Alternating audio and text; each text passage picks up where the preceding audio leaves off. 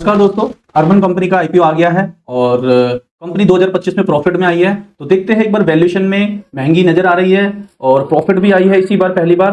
क्या इसमें अप्लाई करना चाहिए या नहीं, तो वीडियो को एंड तक देखिए, काफी अच्छी चीजें इसमें आपको समझने के लिए मिलने वाली। तो ये जो कंपनी है आपको होम सर्विस आपके डोर स्टॉप पे देती है, जैसे women salon spa, men salon spa, AC repair, fridge का भी करती है, cleaning and pest control, electrician, plumber, carpenter. और ये इनका एक नया नेटिव वाटर प्यूरिफायर, ये वाटर प्यूरिफायर भी प्रोवाइड करा रही है। ये इनका एक नया एक्सपेंशन है बिजनेस का। और स्मार्ट लॉक्स भी ये कंपनी प्रोवाइड करा रही है और पेंटिंग एंड वाटर प्रूफिंग वगैरह ये कंपनी देती है। ओवरऑल 12 मिलियन प्लस कस्टमर है ग्लोबली और 4.8 की रेटिंग है। और कभी ना कभी आपने भी अब इसकी सर्विस ली होगी, तो ठीक ठाक है, कोई दिक्कत नहीं है। अब एक बार जल्दी से कंपनी के हम डेट्स पे आके, भैया कौन कौन सी डेट पे ये आ रहा है, क्योंकि अभी आईपीओ में डेट है। आईपीओ की डेट आ रही है 10 तारीख, क्लोज हो रहा है 12 को, अलॉटमेंट 15 को है, रिफंड आपका 16 को आ जाएगा, शेयर भी आपके अकाउंट में 16 को आ जाएगी और लिस्टिंग हो रही है भैया 17 से। अभी तो 3-4 दिन है, तब तक अच्छे से रिसर्च करिए। डिसीजन फेस वैल्यू की बात करें तो एक पे ये फेस वैल्यू आ रही है। प्राइस बैंड 103 रुपए का है 98 से लेके, लोड साइज 145 शेयर का है। इशू टाइप लेके आ रहे हैं दोस्तों फ्रेश कम ओएफ। जी हाँ, जब भी फ्रेश कम ओएफएस आ रहा है या ओएफएस आ रहा है तो ध्यान देना चाहिए। टोटल साइज है 1900 करोड़, जिसमें से फ्रेश इशू है 472 करोड़ रुपए और ओएफएस है 1428 करोड़ का। और लिस्टिंग हो रही है ये एनएससी बेस। तो अब हम एक बार ओएफएस और इस पे नजर डालते हैं ताकि हमें पता चले ये जो 1900 करोड़ रुपए कंपनी ले रही है कैसे ले रही है। तो ये जो 472 करोड़ रुपए का है, कंपनी ने अपने ऑब्जेक्टिव में बताया है कि भैया ये आपका इस तरीके से हम खर्च करने वाले हैं। Expenditure for new technology and development and cloud infrastructure के लिए, ठीक है, 190 करोड़ रुपए लगा रहा है। लीज पेमेंट ऑफिस के लिए 75 करोड़ रुपए और मार्केटिंग के लिए 90 करोड़ रुपए, जो कि करीबन 365-70 के आसपास बनता है। 101 करोड़ रुपए अभी भी कंपनी के पास है, जिसका अभी उन्होंने डिस्क्लोज नहीं किया। जनरल कॉर्पोरेट पर्पस, यानी कि कंपनी नाम फेम के लिए ला रही है। तो ये जो फ्रेश इशू ला रही है कंपनी, उसका तो उन्होंने ब्रेकडाउन दे दिया कि भैया यहाँ पे वो पैसा लगा, ठीक है, अच्छी बात है। बट जो मेजर अमाउंट है 1428 करोड़ रुपए, वो निकल रहा है ओएफएस, यानी कि जो कंपनी के ऑलरेडी इन्वेस्टर है ऑफर फॉर सेल के जरिए आपको माल बेच रहे हैं, जिसमें से ये 5 इन्वेस्टर सबसे बड़े हैं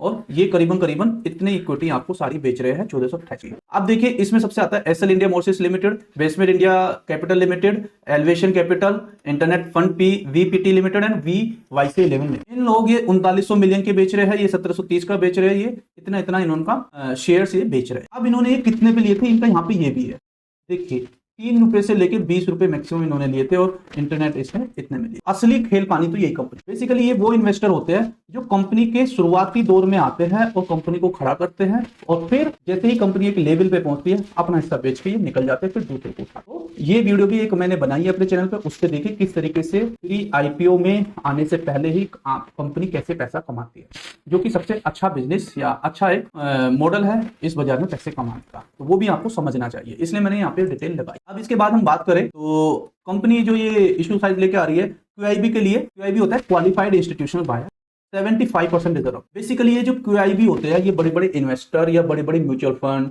और इस टाइप के लोग होते हैं जिनकी डील अलग से करवाती है और वो पहले से इनका बात हो रखी है, तभी उन्होंने उनके लिए इतना 75% रिजर्व रखा है। बट उसके अभी नाम डिस्क्लोज नहीं हुए हैं, वो शायद आपको 9 तारीख के बाद मिल जाएगी उसकी भी लिस्ट। आज अभी 6 है तो 3-4 दिन के बाद वो भी आपको मिल जाएगी, क्योंकि जो 1428 करोड़ रुपए 1428 से निकल रहे हैं, कोई तो ले रहा है ना, तो वो ये लोग हैं। जनरली रिटेलर के लिए 10% है और नॉन इंस्टीट्यूशनल इन्वेस्टर के लिए 15%, यानी कि ओवरऑल आप 25% कैटेगरी में अप्लाई कर सकते हैं। नो एनआईआई भी कैटेगरी होती है या हाई नेटवर्थ इंडिविजुअल या नॉन इंस्टीट्यूशनल इन्वेस्टर होते हैं, जो रिटेलर से ऊपर वाली कैटेगरी में होता है। जो रिटेलर कैटेगरी के लिए रिजर्वेशन रखा जाता है अप्रोक्सीमेटली 15,000 के, जो एक लोट की वैल्यू बनती है 2 लाख तक बनता है। इनके लिए उससे ज्यादा होता है, 2 लाख से लेके 10 लाख तक का होता है। तो अगर आपके पास पैसे अच्छे हैं और आपको लग रहा है कि कंपनी अच्छी है, तो आप इस वाली कैटेगरी में अप्लाई कर सकते हैं। और देखिए यहाँ पे 15% इनके लिए रखा गया है, तो यहाँ पे आपके चांसेस बढ़ जाते हैं कि आपको वो आईपीओ मिलेगा या नहीं। इसलिए इन पे भी हमें नजर डालनी चाहिए कि कहां पे कितने % शेयर किसके लिए रखा गया। आई होप ये पॉइंट आपको क्लियर।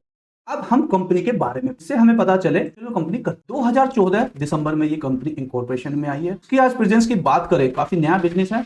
51 सिटीज इंडिया, भारत में 51 शहर में है, यूएई में भी है भैया, सिंगापुर में भी, यूएई में, सऊदी अरब में नहीं है, बाकी सारे है। सर्विस क्या ऑफर करती है, cleaning, plumbing, electrical work, appliances repair, beauty treatment, massage और आपके घर पे आके दे। न्यू वेंचर है, न्यू वेंचर इन्होंने लॉन्च किया अपना नेटिव ब्रांड के नाम से, water purifier and electronic door lock. ये भी मैंने आपको पहले ही अभी बता दूं में जो इनका न्यू वेंचर लॉन्च हुआ है। सपोर्ट फॉर प्रोफेशनल, जी हाँ, जो इनके पास ये लोग काम करते हैं उनको training tools, financing, insurance and branding to enhance service quality and earnings के लिए करते हैं। और आपने इनके जो आते भी है प्रोफेशनल, वो देखिए प्रॉपर ड्रेस में आते हैं, वेल इक्विप्ड के साथ आते हैं, तो बढ़िया। मार्केट साइज की अगर बात करें, India home service market value अभी है 59.2 बिलियन 2024 में, जिसका 2029 तक प्रोजेक्शन दिया जा रहा है 97.4 बिलियन, जो ये होम सर्विस की ये इंडस्ट्री है।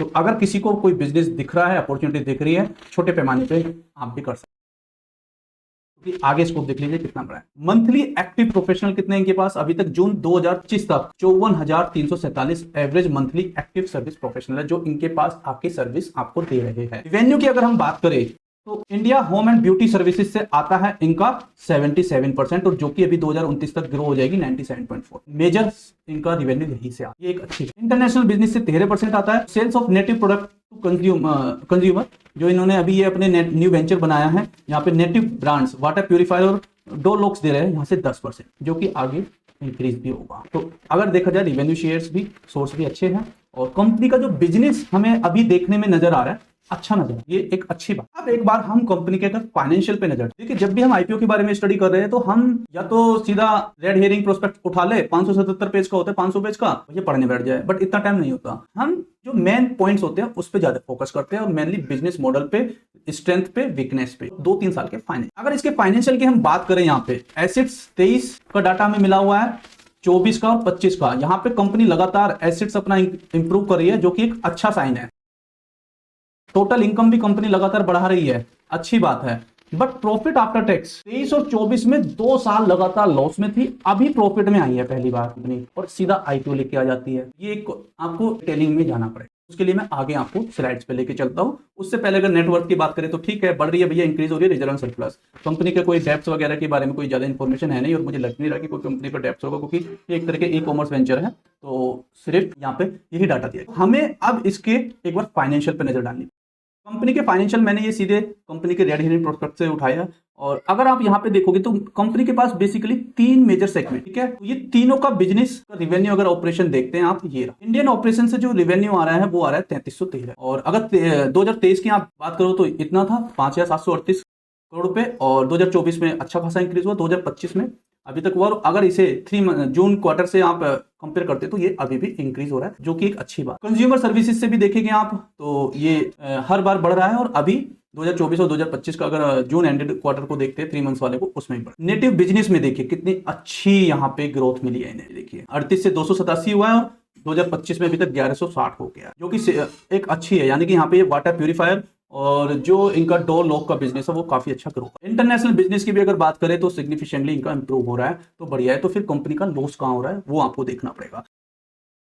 जो ऑपरेशन है रेवेन्यू का वो तो अच्छा है, और जो मेरे को भी एक अपना सेंस एक एनालिसिस से लग रहा था नेटिव वाला, वो भी एक अच्छा पॉइंट है यहाँ पे कि कंपनी बिजनेस अच्छा नेटिव में आगे बढ़े। अगर आप थोड़ा और इन डेप्थ जाते हैं कंपनी के फाइनेंशियल में तो आपको समझ में आएगा वो प्रॉफिट और लॉस की क्या। नेट ट्रांजेक्शन वैल्यू, यानी कि आप नेट ट्रांजेक्शन वैल्यू होती है जो ये एक मैंने कंसोलिडेट, देखिए कंपनी के 3 बिजनेस है, जो मॉडल है 3 सेगमेंट से रिवेन्यू आ रहा है, जो हमने देखा इंटरनेशनल से, नेटिव से, और जो इनके होम सर्विसेज है। तो तीनों का जो यहाँ पे दे रखा है, मैं एक बार वो पढ़ रहा हूँ क्योंकि इतना डिटेलिंग में नहीं जाएंगे, यहीं से हम उस चीज को देख लेंगे। तो नेट ट्रांजैक्शन वैल्यू आ रही है कंपनी की 2023 में 20,780 करोड़ के आसपास, जो कि 24 में हो जाती है 25, और 2025 में हो जाती है 32 करोड़ रुपए। और अगर इसे जून 2024 से लेके 25 में आप कंपेयर करते हैं तो देखिए ये भी अच्छी इंक्रीज हो रही है, तो एक अच्छा पॉजिटिव साइन। अब ये नेट ट्रांजैक्शन वैल्यू होती है कि भैया जो भी इनकी ट्रांजैक्शन कॉस्ट होती है, जो भी ये सर्विस वाले इनके होते हैं, जो प्रोफेशनल है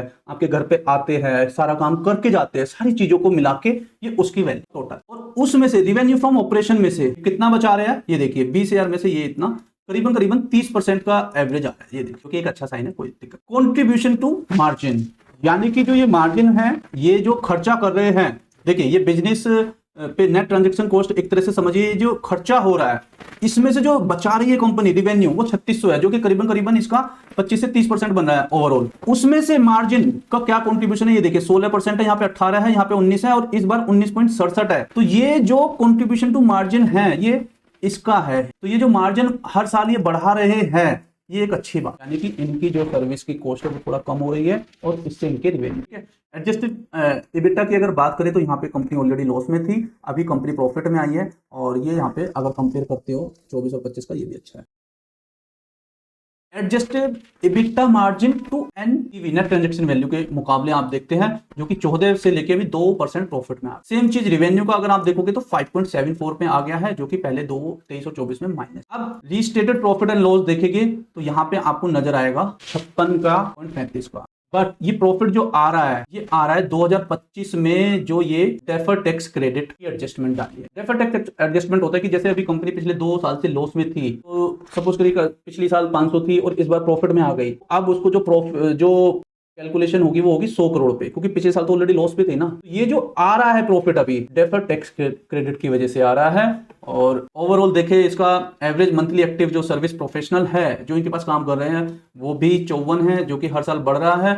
एनुअल ट्रांजेक्टिंग कंज्यूमर भी इनका बढ़ रहा है, यानी कि जो हम लोग इनकी सर्विस वगैरह यूज कर रहे हैं, और रिस्टेटेड प्रॉफिट एंड लॉस इनका जो ये आ रहा है ये इसी की वजह से आ रहा है। तो मैं आपको बताना चाहता हूं कि कंपनी बिजनेस मॉडल से अच्छी है, कंपनी के पास अच्छे प्रोफेशनल है, कंपनी के पास सारी चीजें अच्छी हैं, बट अभी कंपनी प्रॉफिट में नहीं आ रही, ठीक है ना। तो अभी इसके जो सारे फाइनेंशियल है इतने मजबूत नजर नहीं आ रही। फाइनेंशियल कंपनी अगर देखे 2025 में स्ट्रॉन्ग दिख रहे हैं, बट उसका जो चंक आया है वो टैक्स क्रेडिट एडजस्टमेंट से आया है, जो कि प्योर बिजनेस अर्निंग से नहीं है। ऊपर से OFS भी 1428 करोड़ का है। वो एक दो पॉइंट्स है, आगे अभी और एनालिसिस करते तो ये सब चीजें समझ में। ये दो चीजें कंपनी का जो रिस्क है, कंपनी खुद भी बोल रही है अपने रेड हेरिंग प्रोस्पेक्ट्स में, ये देखिए कंपनी साफ साफ बोलिए, we have incurred net losses and negative operational cash flow in the past. 23-24 में आ रहा है, उसके बारे में कंपनी ने एक्सप्लेनेशन दिया। If you are unable to generate advocate revenue growth, अगर हम नहीं कर पाए रेवेन्यू ग्रोथ या and increase cost efficiency, we may not be able to generate positive operating cash flow and maintaining profitability in the future, और हम future में profitability भी मेंटेन नहीं करेगी, एंड आवर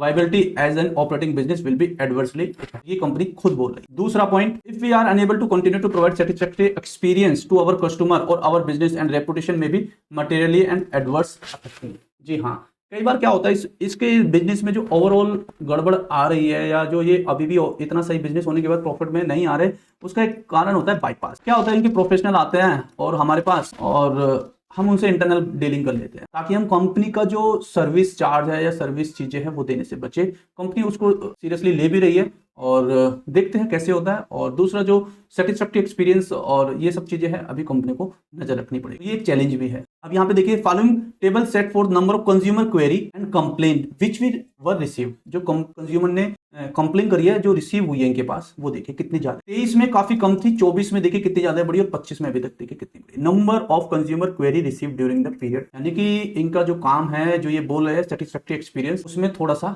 गड़बड़ है। Number of consumer query resolve settle during the period, यहां से ये इतना सेटल हुआ, इतना इसमें हुआ और इतना हुआ, यानी कि जो कंपनी का रेशियो है 98, 99, 99, और अभी तक कंपनी ने यहाँ पे 100% का ये सोल्व कर रही है। तो ये एक अच्छी बात, कोई डरने वाली बात नहीं है। बट इंडिया जैसे देश में ये चीजें करना थोड़ा सा, क्योंकि हम लोगों का जो बिहेवियर है थोड़ा टिपिकल है, टू बी ऑनेस्ट। कंपनी कहती है, एक रिस्क ये भी है, we face intense competition from traditional offline player. जो ये सब चीजें हो रही है, या जो ये ऑपरेशन प्रॉफिटेबल नहीं बन रहा अभी, उसका एक रीजन ये भी है, जो ऑफलाइन प्लेयर है वो उनसे सस्ता पास में होने की वजह से और क्रेडिबिलिटी ज्यादा होने की वजह से उनसे भी कंपनी अपना कंपटीशन फेस कर रही है। And due to low penetration of online service across the market which में result to reduce demand for service on our platform और reduce number of service professional signing up of our platform resulting in negative impact to our revenue and cost. ये एक कारण है। तो ये चीजें आगे मैं बताने वाला हूँ क्या इंप्रूव होगी या नहीं। If you are unable to attract and retain service professional to our platform, देखिए आपने सर्विस ली और दोबारा नहीं गए तो भी बड़ी दिक्कत है, रिटेंशन चाहिए यहाँ पे। Our platform will become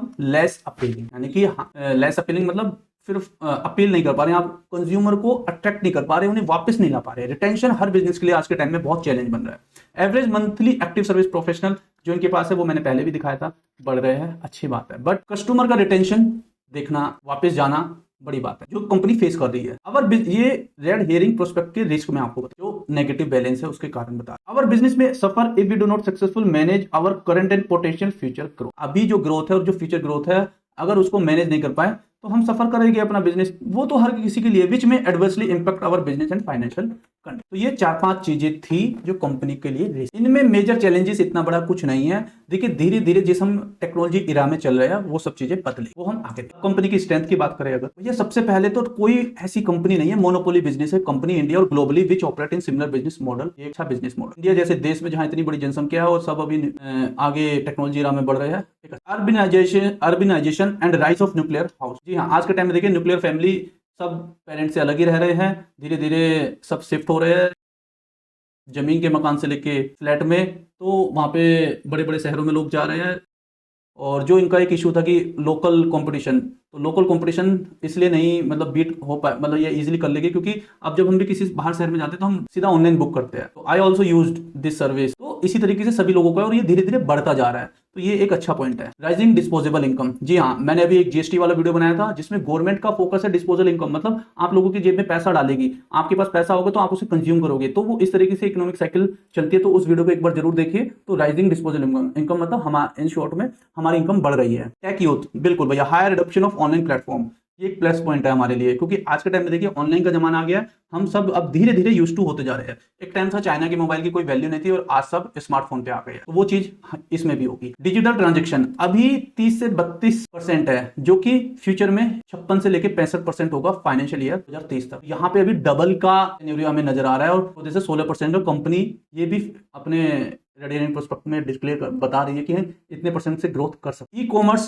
penetration, जी हाँ, इंडिया में कुल अभी 7% है, चाइना में देखिए 34% है, तो यहाँ पे भी huge opportunity. Gig economic workforce, जी हाँ, ये क्या होता है, अभी देखिए लोगों का ना 9 to 5 वाली जॉब से मन हटता जा रहा है। अगर आप बाहर देशों की कंपैरिजन करोगे तो बहुत इंडिया में भी कम है। तो अभी क्या होगा आने वाले टाइम में, जो प्रोफेशनल हो गए, जो वो लोग हैं जिनके पास कुछ स्किल्स है, तो वो 9 to 5 वाली जॉब में ना जाके इस तरह के प्लेटफॉर्म का यूज करेंगे, जिससे उनकी इनकम भी अच्छी होगी और इकोनॉमिक में इस तरह का वर्कफोर्स ज्यादा बढ़ेगा। तो इन प्लेटफॉर्म को फायदा बहुत मिलने वाला है। अभी 54,000 ही है, वो आगे और बढ़ेगा। होम सर्विस मार्केट आउटलुक, जो ये ब्यूटी पार्लर ये सब चीजें सर्विसेज का है, इसका अगर ऑनलाइन शेयर देखें अभी 1% ही है, जो कि अभी भी 99% अनऑर्गेनाइज्ड है और expected to grow 1.3% by financial year 2000 तक। यहाँ पे भी ग्रोथ कंपनी देख रही है। ये कंपनी के फेवर की चीजें हैं और आगे भविष्य में ये सब चीजें अच्छी हो सकती। अगर हम इसके अब इंडिकेटर या परफॉर्मेंस की बात करें, कंपनी का जो मार्केट कैपिटलाइजेशन है 14,780 करोड़ की है, और अगर देखें कंपनी जो ये आ रही है रिटर्न ऑन नेटवर्थ कुल 13% है, थोड़ा कम है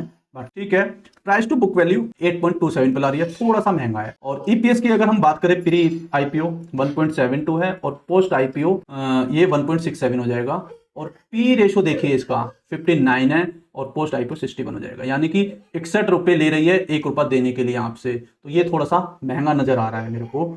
और बट यहाँ पे पॉइंट ये कि इसकी कोई पीयर कंपनी तो है नहीं, नया बिजनेस मॉडल है, सारी चीजें हैं। अगर आप इसको जोमेटो से देखते हैं, नायका से देखते हैं, पॉलिसी बाजार से देखते हैं, तो आपको ये पी रेशो काफी कम नजर आए। तो मैं आपको सामने सारी स्ट्रेंथ वीकनेस सारी चीजें रख दी है। थोड़ी सी महंगी नजर आ रही है बट बिजनेस मॉडल पे परख करिए। और क्या आप इस आईपीओ में अप्लाई कर रहे हैं? मैं अभी इस आईपीओ के लिए वेट करूंगा, मैं अप्लाई नहीं करूंगा क्योंकि रिटर्न्स काफी कम है, थोड़ा वैल्यूएशन महंगी नजर आ रहे हैं, तो वेट करूंगा, कंपनी को प्रॉफिटेबिलिटी को पहले आने दूंगा, तब मैं इसमें अप्लाई। आप लोग क्या करने वाले मुझे कमेंट्स में बताइए। Thank you.